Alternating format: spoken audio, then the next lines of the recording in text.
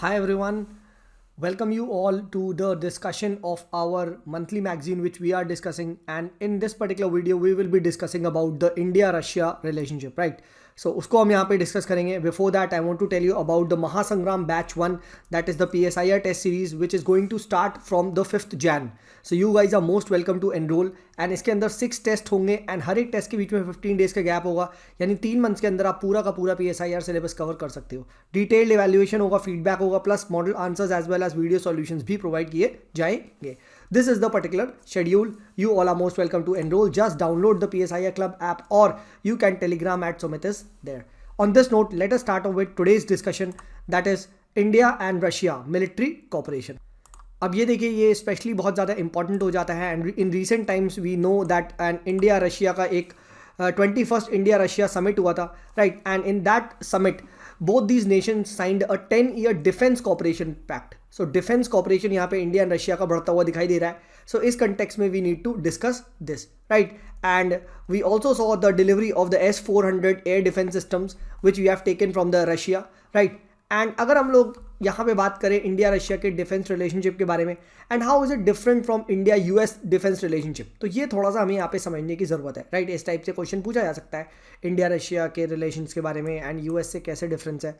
So the first and the foremost is that India Russia का जो relationship है that is based upon mutual trust, right? Respect for each others core national interest, right? And अगर हम लोग बात करें India Russia का relationship, तो it is said that Russia is India's all-weather friend, right? Both of these nations were even good, you can say, partners during the Cold War. We saw in 1971 the nations signed the Treaty of Peace, Friendship and Cooperation. And ये नाम तो basically Treaty of Peace, Friendship and Cooperation था, but this treaty was literally a safeguard to India, right? कि अगर India पे कोई भी attack हुआ तो Russia will come to the rescue, and that is where you see in the Bangladesh liberation war, right? Time to time Russia has supported India, right? Secondly अगर हम लोग बात करें that this relationship was upgraded to a strategic partnership in 2000, तो ये भी आपको पता होनी चाहिए, राइट? एंड इन अभी रिसेंटली हमारा 21st इंडिया रशिया का समिट होना स्टार्ट हुआ है, राइट? मतलब इंडिया रशिया का जो समिट है उसका 21st वर्जन हुआ है, राइट? एंड अगर हम लोग बात करें कि ये इंडिया यूएस की डिफेंस पार्टनरशिप से अलग कैसे है, तो देखिए इंडिया एंड यूएसए के जो डिफेंस रिलेशनशिप है उसमें USA generally treats India as a buyer, कि मतलब भाई एक आप कस्टमर हो, आओगे, पैसा दोगे, सामान लो, जाओ, ठीक है? And it will sell you the basically the defence weapons, right? जबकि इंडिया एंड रशिया के बीच में कैसे है, Russia treats India not only as a buyer but as a joint manufacturer, यानी Russia will itself give away the technology transfer. In fact India Russia मिलकर बहुत सारे जॉइंट वेपन्स को प्रोड्यूस करेंगे and then later on they can share the cost. तो आप समझ लो it is more than a buyer seller relationship. There is a transfer of technology, there is a joint production. ये चीज़ US के साथ पहले मिसिंग था, अब यूएस वालों ने भी देखा है तो अपग्रेड करना स्टार्ट कर दिया है. So please write about this. And क्या सर आपको एग्जाम्पल दे सकते हो? Can you give me some example of India Russia joint production? Yes, joint production of AK-203, ठीक है, assault rifles, right? 6 lakhs rifles are being jointly produced. Similarly, we have promoted greater economic cooperation with a target to increase bilateral trade to 30 billion and bilateral investment to 50 billion by 2025, right? Jointly fight against the terrorist organization like ISIS, Al Qaeda, LET, etc. ठीक है, right? Reserve Bank of India and the Bank of Russia, they are jointly cooperating against the cyber attacks. तो ये सारा बता सकते हो.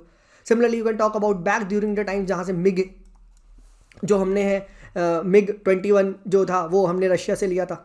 Right now we took the S-400 missile defense system from Russia, ठीक है? तो that is why it is said that the relationship is not limited to arms trade. सिर्फ ट्रेडिंग नहीं हो रही है, there is also military to military technical cooperation, right? Joint exercise हो रही है, राइट? सीक्रेट प्रैक्टिसेस को शेयर किया जा रहा है, right? There is a joint co production of weapons, दोनों लोग मिलके कर रहे हैं, right? And this is the key pillar of our special and privilege strategic partnership, ठीक है? तो ये सारा आप यहाँ पे बताएंगे. Similarly in 2009 we went for a bilateral inter governmental military and technical corporation.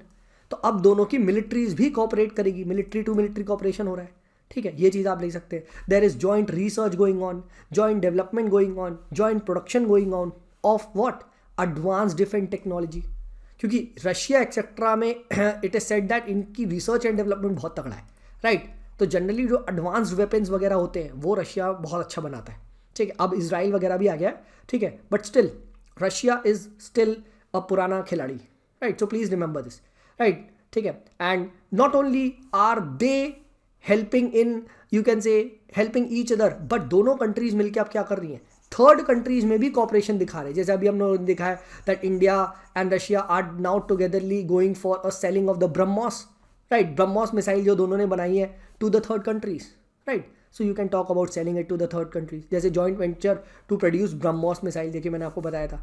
Similarly joint venture to manufacture AK series assault rifles, ठीक है, under the make in India programme, right.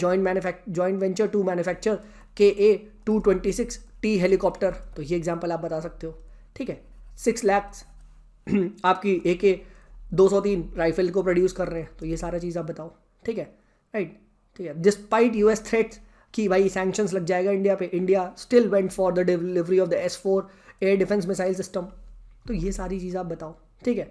तो this is very very important, right, ठीक है। But अब देखिए we also know that this defence and security cooperation is now also changing in present times. अब क्यों sir, why is this nature of this defence and security cooperation changing? तो यहाँ पे आपको ये चीज़ समझनी है क्योंकि the world order is changing, ठीक है, the world order is changing, right.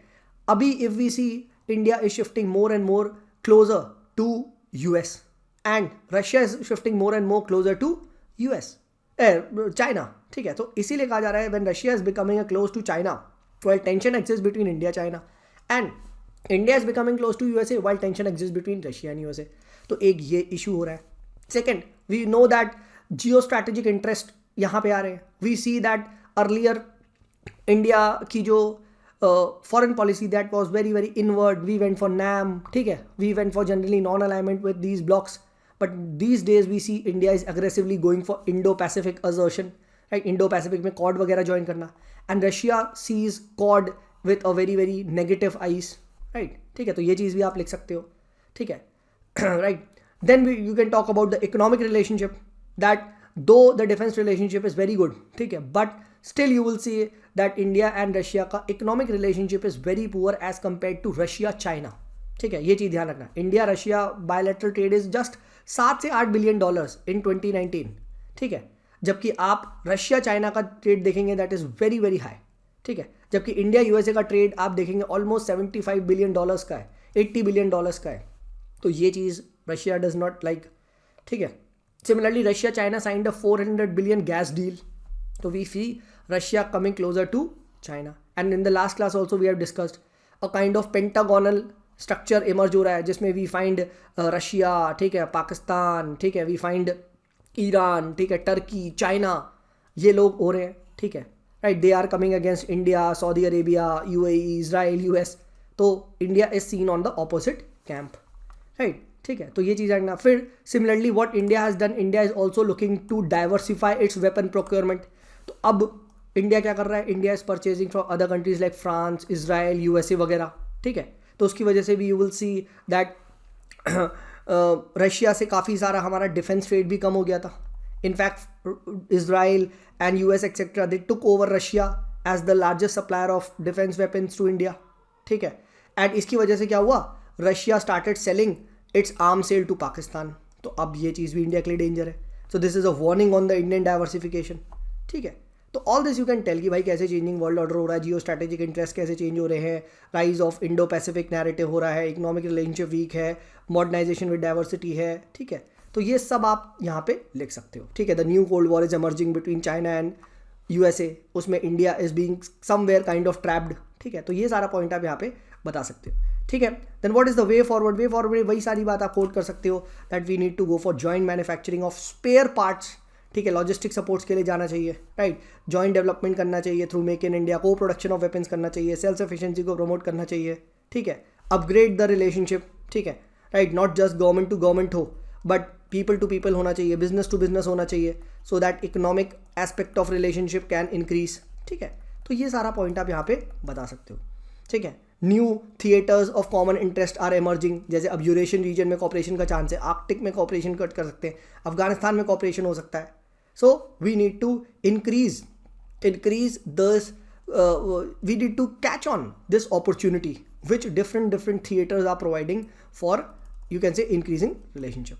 ठीक है, तो ये सारा पॉइंट आप यहाँ पे आराम से लिख सकते हो. जैसे कहा जा रहा है regular NSA level security dialogue on such issue must be there.